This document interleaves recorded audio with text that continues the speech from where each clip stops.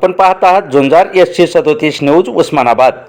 नमस्कार, झुंजार SC37 news Osmanabad या YouTube चॅनलमध्ये व ब्लॉगमध्ये आपलं सर्वांचं स्वागत आहे।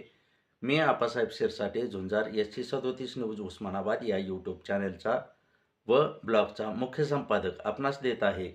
धाराशिव उस्मानाबाद जिल्हा व परिसरातील दिनांक 24 जानेवारी 2026च्या 10 ठळक घडामोडी। तुळजापूर विधानसभा मतदारसंघामध्ये देवळाली तालुका धाराशिव येथे अँटी नार्कोटिक्सच्या पथकाने गांजाच्या शेतीवर मारला छापा, 16 किलो गांजा केला जप्त। येडशी गटातून देवदत्त मोरे यांचा अर्ज ठरला वैध, उभाटा शिवसेनेला मोठा मिळाला दिलासा। भाजपाच्या जिल्हा परिषद गटाच्या अनेक मतदारसंघामध्ये होणार हाय व्होल्टेज नौटंकी, बऱ्याच गटात निष्ठावंतांनीच केली आहे बंडखोरी। एबी फॉर्मवाले यांची होऊ शकते हार, निष्ठावंत मारू शकतात अपक्ष म्हणून बाजी मारत परत कळपात होऊ शकतात दाखल।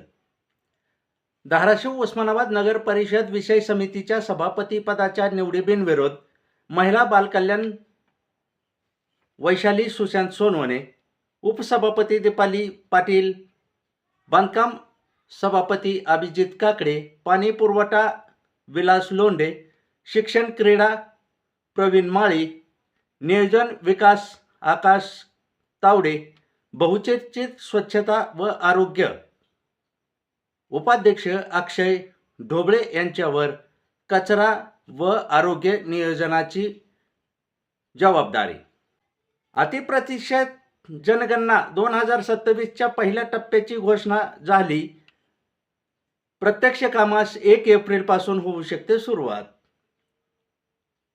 लाडकी बहीण योजनेसाठी हेल्पलाईन झाली सुरू, हप्ता नाही पडल्यास तर करा 181 या टोल फ्री क्रमांकावर संपर्क। नळदुर्ग पोलीस ठाण्याअंतर्गत एका 22 वर्षीय तरुणीवर लग्नाचे आमिष दावून केला अत्याचार, तरुणाच्या विरोधात केला नळदुर्ग पोलिसांनी गुन्हा दाखल।